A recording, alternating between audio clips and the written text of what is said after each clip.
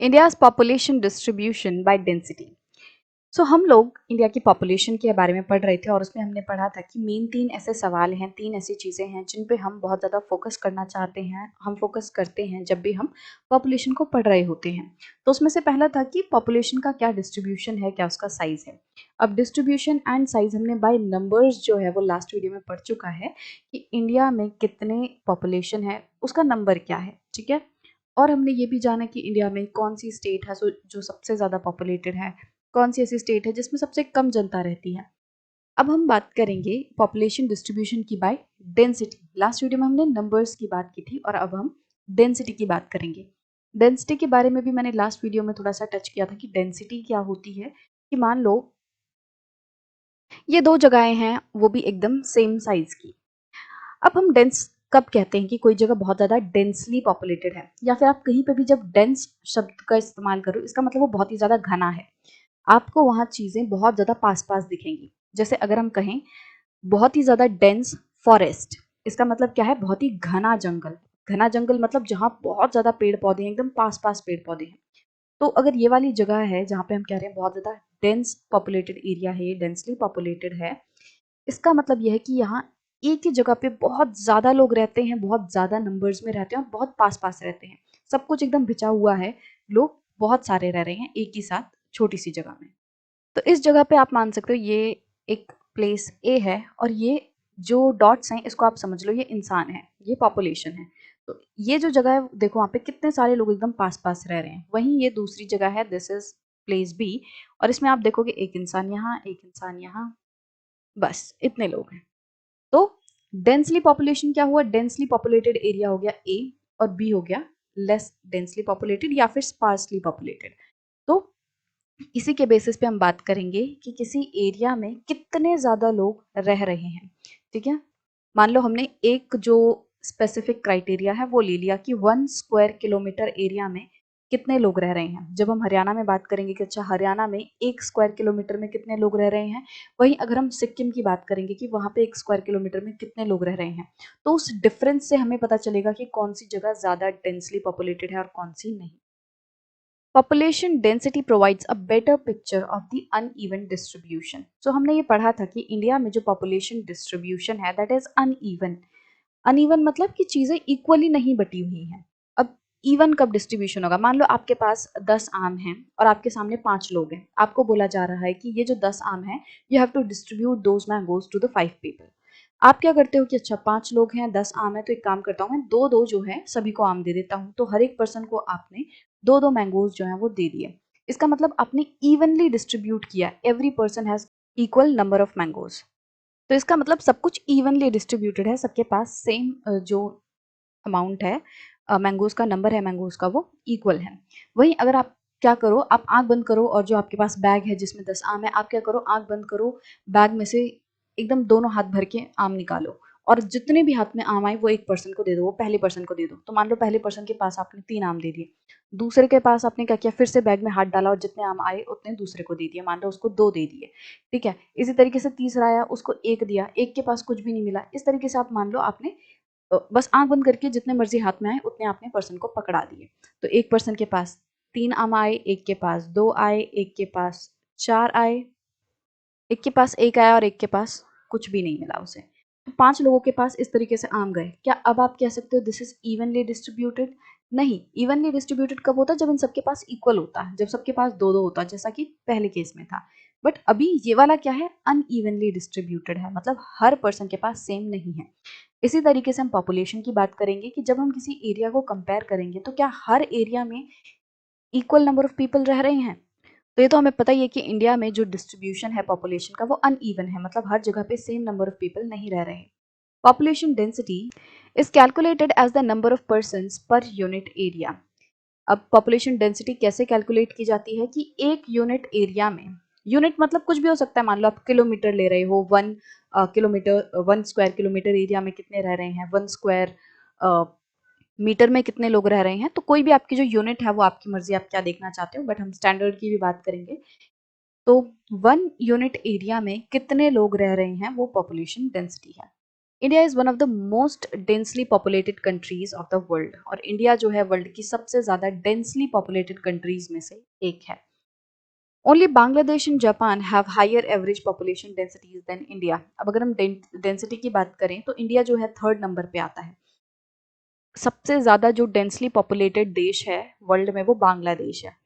मतलब कि बांग्लादेश में एक ही जगह पे बहुत सारे लोग रहते हैं, ठीक है। उसका जो पर यूनिट एरिया है उसमें बहुत ही ज़्यादा पर्सन जो हैं वो रहते हैं दूसरे देशों के मुकाबले। फिर सेकंड नंबर पे जापान है और थर्ड नंबर पे इंडिया है। The population density of India in the year 2011 was 382 persons पर स्क्वायर किलोमीटर। अब अगर हम इंडिया की पॉपुलेशन डेंसिटी की बात करें 2011 के हिसाब से, तो 2011 में इंडिया की जो पॉपुलेशन डेंसिटी थी दैट वाज 382 पर्सन्स पर स्क्वायर किलोमीटर, कि मान लो ये एक स्क्वायर किलोमीटर का एरिया है। अब इस एक स्क्वायर किलोमीटर में कितने लोग रह रहे हैं? 382 लोग रह रहे हैं। ये ऑन एन एवरेज निकाला जाता है, ऐसा नहीं है कि आपको देश के हर स्क्वायर किलोमीटर में इतने ही लोग मिलेंगे। हो सकता है कि एक स्टेट में आपको मान लो 80 स्क्वायर किलोमीटर, मतलब एक स्क्वायर किलोमीटर में 80 लोग दिख रहे हैं, हो सकता है दूसरे में आपको 1 लाख दिख जाए मान लो, ठीक है, या 1000 दिख जाए। तो ये एवरेज लिया गया है पूरे देश का। अब कैसे लिया गया है? मान लो हमने पूरी जो पॉपुलेशन है उसको गिना, उसके बाद जितने स्क्वायर किलोमीटर हमारे देश का एरिया है 3.28 मिलियन स्क्वायर किलोमीटर, उससे हमने डिवाइड कर दिया। वो हमें पता चल गया कि ऑन एन एवरेज एक स्क्वायर किलोमीटर में कितने लोग रह रहे हैं। अब इसका मतलब ये नहीं कि एग्जैक्टली रह रहे हैं, so this is an average. Densities vary from 1,102 persons per square kilometer in Bihar to only 17 persons per square kilometer in Arunachal Pradesh. अब वही मैंने जस्ट आपको बताया कि जो 382 है that is average of the whole country, कि पूरे कंट्री में on an average per square kilometre इतने लोग रह रहे हैं। अब ये जो डेंसिटी है स्टेट टू स्टेट जो है इंडिया में वेरी करेगी। बिहार की अगर हम बात करें तो बिहार में जो पर स्क्वायर किलोमीटर की डेंसिटी है, मतलब कि एक स्क्वायर किलोमीटर में कितने लोग रहते हैं बिहार में? ऑन एन एवरेज 1102 लोग जो हैं एक ही स्क्वायर किलोमीटर में रह रहे हैं। अब 1 स्क्वायर किलोमीटर का मतलब क्या है कि आपने एक स्क्वायर बनाया जिसकी हर एक साइड जो है वो कितने की है? 1 किलोमीटर की है। तो आपने एक ऐसी जगह ले ली जिसकी चारों तरफ से ये भी 1 किलोमीटर है, ये भी 1 किलोमीटर है, ये भी 1 किलोमीटर, ये भी 1 किलोमीटर। तो इस पूरे स्क्वायर का एरिया हम क्या कहेंगे? दैट इज 1 स्क्वायर किलोमीटर, ठीक है। तो बिहार में कितना है? 1102।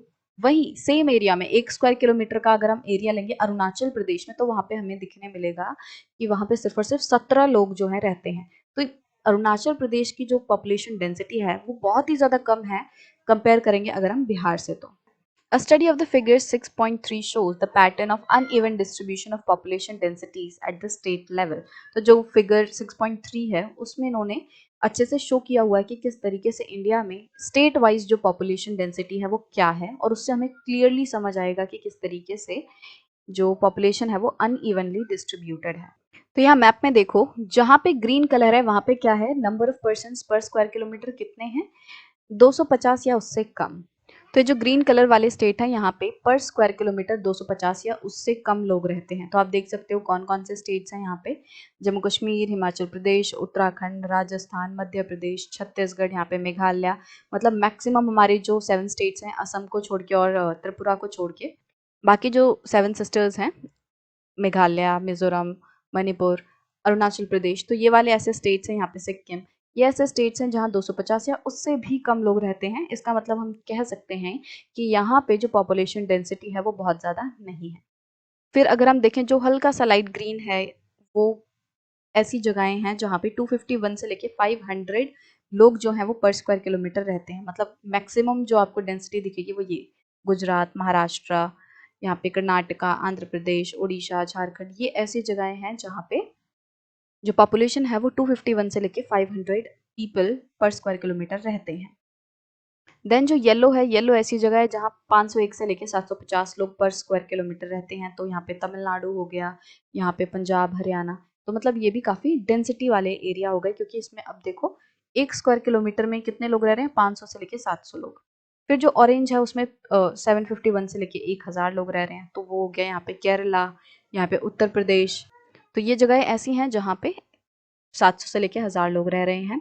फिर 1000 मतलब 1001 या फिर उससे अबव वाली जो स्टेट है वो रेड कलर में शो की गई है। तो आप देख सकते हैं यहाँ पे बिहार हो गया, वेस्ट बंगाल, यहाँ दिल्ली, तो ये वो वाले स्टेट्स हैं जहाँ पे 1001 या उससे ज़्यादा लोग जो हैं वो रहते हैं। इसका मतलब ये जो स्टेट्स हैं ये बहुत ही ज़्यादा डेंसली पॉपुलेटेड हैं। अब ये जो आपने डेटा देखा ये 2011 के हिसाब से डेटा है, बट हाँ आज की सिचुएशन में भी अगर आप मोटा-माटी देखोगे तो आपको जो डेंसिटी है वो कुछ इसी तरीके से स्टेट वाइज देखने मिलेगी। अब इससे हमें क्या समझ आया कि कुछ ऐसे स्टेट्स हैं जहाँ इतने सारे लोग 1000 या 1000 से ऊपर जो लोग हैं वो पर स्क्वायर किलोमीटर रह रहे हैं। वहीं कुछ ऐसी भी स्टेट्स हैं जहाँ पे 250 या उससे भी कम, मतलब हमने देखा अरुणाचल प्रदेश में 17 लोग पर स्क्वायर किलोमीटर रहते हैं।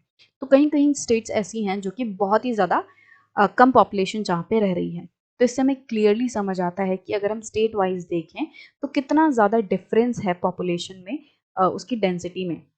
बट अगर हम सारी स्टेट्स का एवरेज लें तो हमें क्या समझ आता है कि 382 पीपल जो हैं वो पर स्क्वायर किलोमीटर इंडिया में रह रहे हैं। जब हम इंडिया के लेवल पे बात करते हैं मतलब हमने इन सभी स्टेट्स को मिला दिया और उसका एवरेज निकाला कि ऑन एन एवरेज इंडिया में पर स्क्वायर किलोमीटर कितने लोग रह रहे हैं।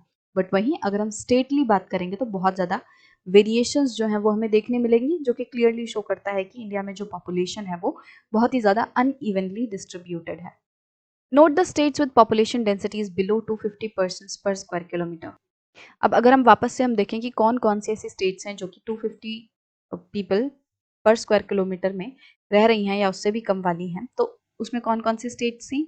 ये ग्रीन वाली राजस्थान, जम्मू कश्मीर, हिमाचल प्रदेश और उत्तराखंड, यहाँ पे जो अरुणाचल प्रदेश है, फिर नागालैंड, मणिपुर, मिजोरम, मेघालय। तो ये वाली ऐसी स्टेट्स हैं जो कि बहुत ही स्पार्सली पॉपुलेटेड हैं। अब ऐसा क्यों? ये जगहें ऐसी क्यों हैं? यहाँ पे इतनी ज़्यादा पॉपुलेशन क्यों नहीं रह रही? Rugged terrain and unfavorable climatic conditions are primarily responsible for the sparse population in these areas. Reason ये है यहाँ पे इतने कम लोग पर स्क्वायर किलोमीटर इसलिए रह रहे हैं क्योंकि यहाँ पे जो क्लाइमेटिक कंडीशंस है वो अनफेवरेबल है, मतलब रहने लायक नहीं है, बहुत ज़्यादा सूटेबल नहीं है लोगों के लिए। जम्मू कश्मीर में देखोगे यहाँ पे भी पहाड़ है, यहाँ पे भी बहुत ठंडा इलाका है, लद्दाख जो है वो भी बहुत ठंडा होता है, तो इसीलिए यहाँ पे ऐसी सिचुएशन नहीं है कि जहाँ आदमी आसानी से रह पाए। ठीक है, हिमाचल प्रदेश ये भी पहाड़ी इलाका है, उत्तराखंड ये भी पहाड़ी इलाका है। राजस्थान की बात करें तो ये बहुत एरिड रीजन है। अब जब यहाँ पे इतना ज़्यादा रूखापन है, यहाँ पे जो धरती है वो इतनी ज़्यादा उपजाऊ नहीं है, फर्टाइल नहीं है, यहाँ पे रेगिस्तान आपको देखने मिलेगा जो कि लोगों के रहने के लिए बहुत ज़्यादा फेवरेबल कंडीशन नहीं शो करता। तो इस सब के कारण क्या हमें देखने मिलता है, यहाँ पे लोग इतने ज़्यादा नहीं रहते। इसी तरीके से मध्य प्रदेश वगैरह में हम देखेंगे यहाँ पे क्या है, जंगल वगैरह बहुत ज़्यादा है, तो उस वजह से लोग जो हैं वो ओवरऑल अगर हम देखें तो वो पर स्क्वायर किलोमीटर कम रहते हैं क्योंकि इसके मैक्सिमम जगह पे जो है हमें जंगल देखने मिलेंगे। काफ़ी बड़े इलाके में मध्य प्रदेश में जंगल है और इसी तरीके से बहुत सारे कारणों की वजह से यहाँ पे हमें देखने मिलेगा कि अनफेवरेबल कंडीशन है प्राइमरीली।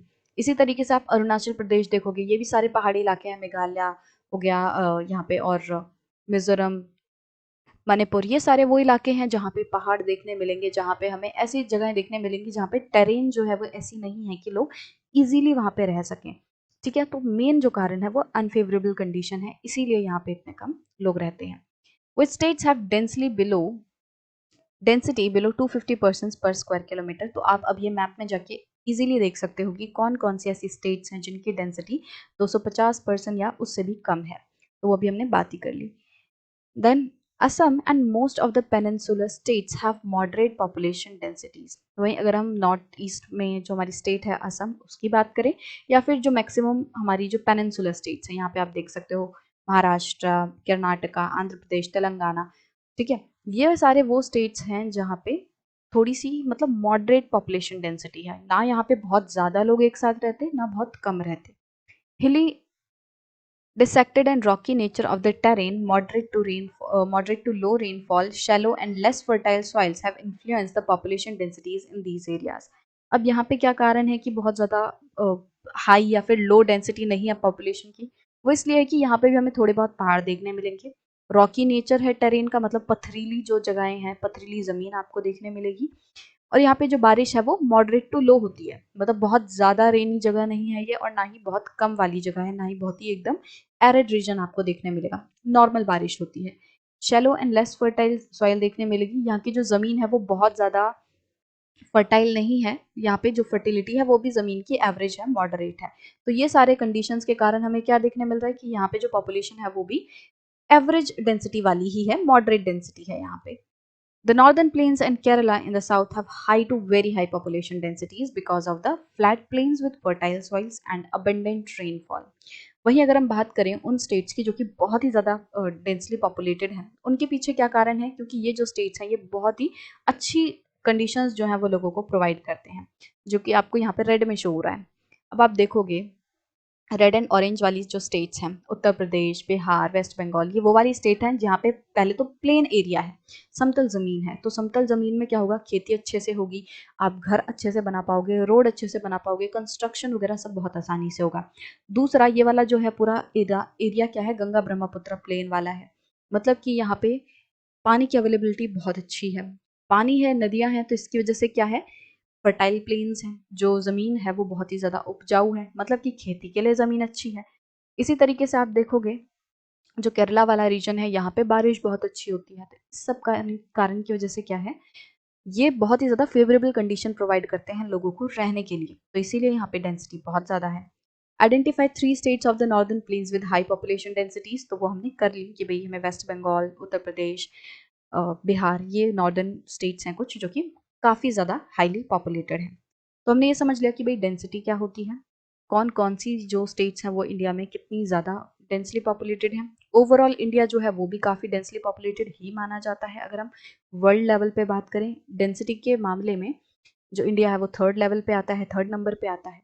इसका मतलब कि हमने ये देख लिया कि किस तरीके से इंडिया में जो पॉपुलेशन है वो अनइवनली डिस्ट्रीब्यूटेड है, कौन सी स्टेट सबसे ज़्यादा डेंसली पॉपुलेटेड है, कौन सी सबसे कम है, और ओवरऑल इंडिया में डेंसली जो पॉपुलेशन है वो किस तरीके से है। अभी हमारा जो फर्स्ट क्वेश्चन था कि पॉपुलेशन का साइज एंड उसकी डिस्ट्रीब्यूशन, वो हमने डिस्कस कर चुका है। ये वाला जो हमारा क्वेश्चन था ये डिस्कस हो गया। नेक्स्ट वीडियो से हम ये जो सेकंड वाला क्वेश्चन है उसको डिस्कस करना स्टार्ट करेंगे।